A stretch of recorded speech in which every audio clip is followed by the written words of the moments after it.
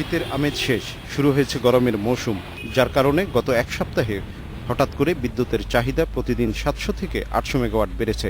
পিডিবির কর্মকর্তারা জানান, বুড়ো এবং গ্রীষ্ম মৌসুমে এবছর বিদ্যুতের সর্বোচ্চ চাহিদা হতে পারে 8,500 মেগাওয়াটের বেশি।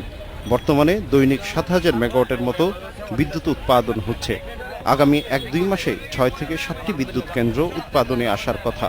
তবে বিবিয়ানা, গাজীপুর এবং ভোলাসহ বিভিন্ন এলাকার গ্রিড এবং বিতরণ লাইনের সমস্যার কারণে বিদ্যুৎ সরবরাহে সমস্যা হতে পারে। প্রতি মাসে প্রায় 1 লক্ষ গ্রাহককে নতুন করে কেবল রুরাল এরিয়াতে আরইবিতে, তারপরে পিডিবি আছে, ডেস্কো আছে, ডিপিডি আছে, সেই আনুপাতিক হারে কিন্তু আমাদের ফিডারগুলো ডেভেলপমেন্ট একটু ধীর স্থিরভাবে যাচ্ছে, বাট গ্রিড লেভেলে ডেভেলপমেন্ট হয় নাই, কারণ ওই সাবস্টেশন তৈরি করা হয় না সেই অনুপাতে। সরকারি নীতি নির্ধারকরা বলছেন, এবছর চাহিদা অনুযায়ী বিদ্যুৎ দেওয়া যেত, কিন্তু হরতাল অবরোধের কারণে অনেক উন্নয়ন কাজ করা যায়নি। কিছু কিছু জায়গায় এতদিনে আমাদের সাবস্টেশনগুলি কমপ্লিট হয়ে যাওয়ার কথা ছিল, 2 মাস সে হরতাল অবরোধের কারণে কিন্তু আলটিমেটলি গিয়ে ভুক্তভোগী হলো জনগণ।